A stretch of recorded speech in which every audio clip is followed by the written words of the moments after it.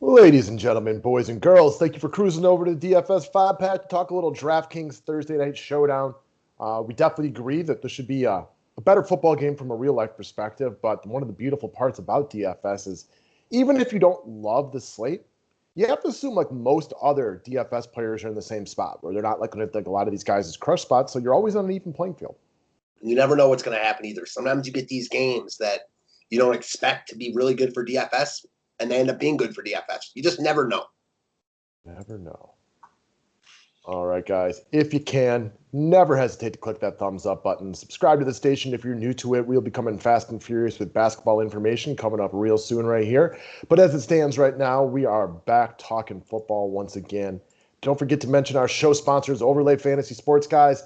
They have, I think, 4 different matchups available on the matchup shop tonight. So I will try to get into those a little bit later today. They also got something a little bit different up this week for football fans, and that is a quarterback shootout that I will also try to break down for you guys a little bit later on. Let's kind of go through it and talk about. The name of the website is overlaydfs.com, and we are psyched to talk some NBA matchup shop here in less than 2 weeks. Couldn't be more psyched about it, man. All right, and as far as another promotion we got going, for the rest of the week, all new monthly customers will get half of their first month reimbursed. So the website link is below. Go sign up for a monthly membership. I will send you half of your first month back right away, and you'll be all set up and ready to go when basketball is here shortly. Take advantage of the sale. Let's go get that money, and I cannot be happier to talk a little bit more football and get into basketball here shortly. Let's get it, man. All right. We don't usually start with the cheap play, but sometimes the cheap play is probably the most obvious one on the board. And what we mean by that is it almost seems like DraftKings was drunk again when they set their prices. Damiere Byrd, the number 2 wide receiver for the New England Patriots, is priced at $800 today. I don't get it. I don't get it at all. Doesn't make any sense to me. I don't think he's going to go out there and like crush it tonight. The Rams are really good against opposing wide receivers. But we both kind of agree. We expect the Patriots to have to throw the ball a little bit. We think the Rams win a little bit of an uglier game right here. He's the number 2 wide receiver for under $1,000. It lets you get everybody else you want. It just it seems like a misprice. Yeah, I agree, man. It just seems like a free square, especially without a ton of New England guys that are desirable to roster. He just makes too much sense. I mean, he's more desirable than a lot of the New England guys that are priced like in the mid, 3 to 5K range.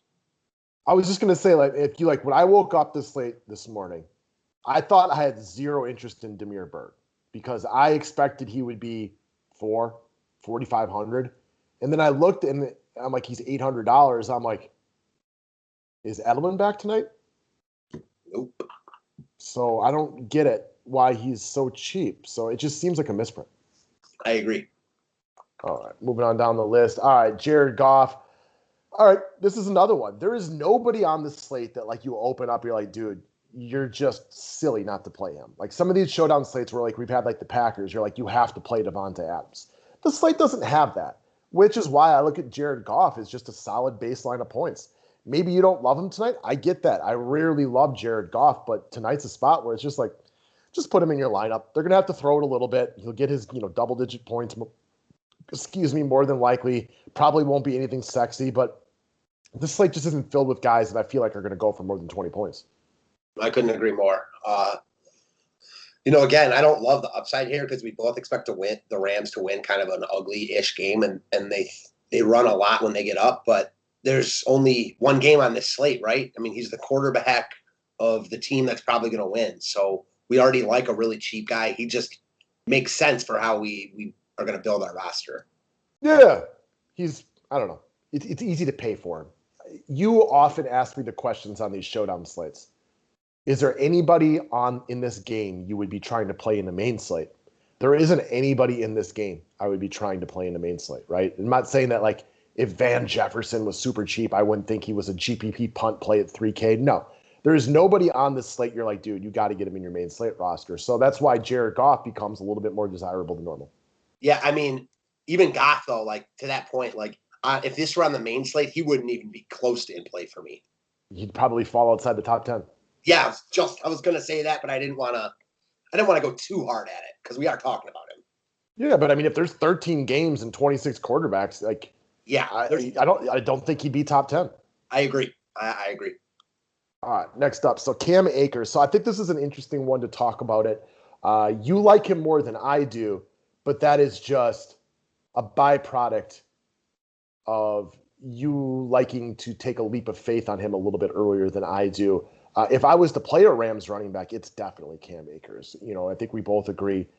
We were kind of wondering when there was going to be a changing in the guard here. We've seen Brown and Henderson have their moments this year, but they drafted this guy early for a reason. They want him to be their best, running back. He is the most talented of the running backs. He's coming off back-to-back weeks. 2 weeks ago, he had a good game. It was a little bit fraudulent in the sense that he didn't have a lot of touches. He broke a big run. They rewarded him with a touchdown at the end of it. Okay. But then he backed it up with a ton of touches last week. So I think we both believe the best guess is that it's his job to lose right now and he should get a good number of touches. But at the end of the night, if Brown has 9 touches and Henderson has 8 and he's got, 9, I'm not surprised by that either. I'm not shocked by that, but I don't think that's the likely outcome by any means. I mean, we saw it last week. They want to get him the rock more. I think him, playing as well as he's played has added a new dimension to their offense because, again, we both think he's their best running back. He's played well the past couple weeks. I know that long run really boosted up his score, but that long run was impressive. Again, I think that you're right. This is another one. We're on a main slate. It would probably be, risky to play him here, depending on his price, that is. I did play him on the late slate last week, and it worked out. And again, on a slate without a ton of really good offensive options, I mentioned the point that the Rams run a lot, when they get up. I think he just looks good here, and price doesn't really matter with Bird. Yeah, because we have Bird. I agree with that. I will say this, and let me know if you agree with it. He might have the highest potential variance of point totals in this game. If at the end of the night, if Akers has 8 touches and 2.5 points, I'm not surprised. If Akers has 22 touches and 30 points, I'm not surprised. Yeah, I don't disagree with that at all. So I think there's a lot of potential upside right here. It ain't safe, but there's not a lot of safety on this slate. So if you want to take a chance, and you're playing GPPs especially, and you want to go with a talented back, this could be your guy. Also, the Rams are one of the better teams in the NFC. In order to get over that hump, it's their offense that they worry about. The upside of their offense is greater if Cam Akers is their featured running back. Yeah, I'm with you 100%. All right, next up, we're going to talk about the Rams defense. They're very affordable. You'd mentioned during the members only video, a bunch of defenses have been too expensive lately. So you see them in the precipice. I don't know. They're affordable for who they are. They're a very good defense. Definitely one of the better defenses in the league. I think that it's a rough spot for the Patriots. Now, the point that we brought up is Bill Belichick can run circles around pretty much any coach out there. Maybe he's got a good game plan for this game and we just don't know it. But this is not a good spot for the Patriots offense. And we think the Rams pass rush, which is really, really good, has a nice solid baseline of points right here. Yeah, Belichick's always an X factor. That's why no matter what, even the Rams are the better team here and they're at home. You never expect a Bill Belichick team to get rolled. They've also played well recently. So I think the Rams are going to need their D here, and their D is their best unit. As good as their offense is, and it's not like it's spectacular, but it's good. Their D is very good, very affordable here. Cam Newton definitely gets sacked a lot. He's not turnover immune either. I just like them a lot here. Again, I'll bring back the point. There just aren't a ton of desirable players on this slate. So at 4,400, I'm definitely looking at the Rams D. I don't look at the Rams D as a lock of locks.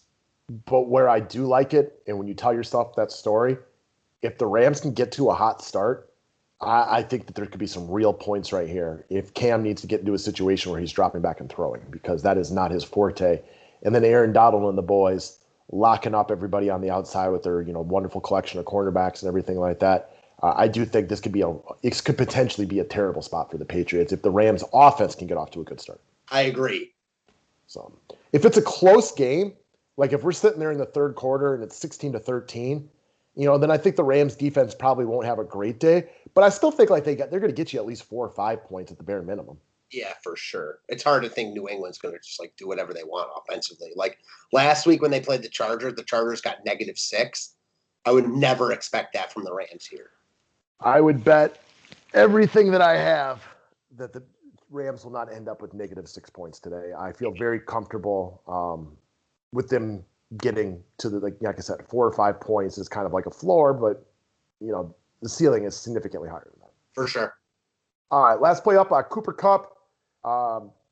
We talk about this every week. Woods, Kupp, Woods. Woods has been really good lately. Kupp has definitely some great games in the past. I like Kupp a little bit better today, only because I think it's more difficult to game plan around a slot receiver to take him out of the game. But that doesn't mean he's the right answer. It's more for me just gun to head, I would go Cooper Kupp. But it's, there's every ability to play both wide receivers on the slate, both him and Robert Woods. And if you prefer Robert Woods, this is not like the Seattle boys. Like I was talking about members only. I've had a good year this year picking Lockett and Metcalf at the right spots. Doesn't mean I'm always right, but I've been good there. Man, I struggle with Coop and Woods because they are relatively interchangeable. And even though Woods is more of an outside guy that maybe you can try to take out of a game a little bit more, they move him around plenty too. He usually gets multiple handoffs in the game. They find creative ways to get him open. So I like Kupp, but it's like I'm 53% in on Kupp and 47% on Woods. It's always a tough spot. It's always tough. Woods has played well recently.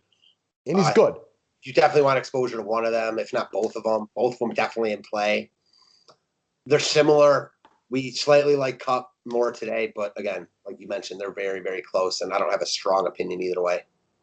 This is one of those things that, like, I'm on Kupp right now, but if somebody came to me with, like, a really, really good argument about why I should like Robert Woods over the Cooper Kupp, I would listen. I would listen intently with 2 ears. And if the points were good and they made, like they were good and they were logical, I would, I could be talked into that direction. No doubt about it, because I don't know, these guys, like I said, you use the word interchangeable in the members only video. They're damn near interchangeable. Mm-hmm. I'm with you. So that's what we got for this one. This is not like the other night. There are no slam dunk plays. The biggest slam dunk to me is Damiere Byrd because of his price. But even that one, like, I don't expect Damiere Byrd to wreck the slate. Like, I kind of expect him to meander in somewhere between 5 to 10 points, which is nothing special. It's just he's way too cheap. Like, as far as the high price goes, this is not like the other night where, like, you just play Lamar Jackson and captain and move on. I agree. It's definitely a different slate for sure. So, wish you all the best of luck tonight.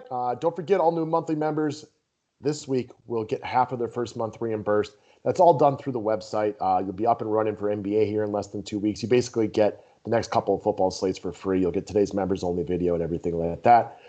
Don't hesitate to click the thumbs up button if you don't mind, and have yourself a kick-ass Thursday. Let's get it, guys. Oh, and for the guy who said one of my favorite YouTube comments I've ever gotten on my videos or our videos came yesterday. Somebody said, I'm old enough to remember when Ryan was still doing his corporate gig, and he was looking pudgy.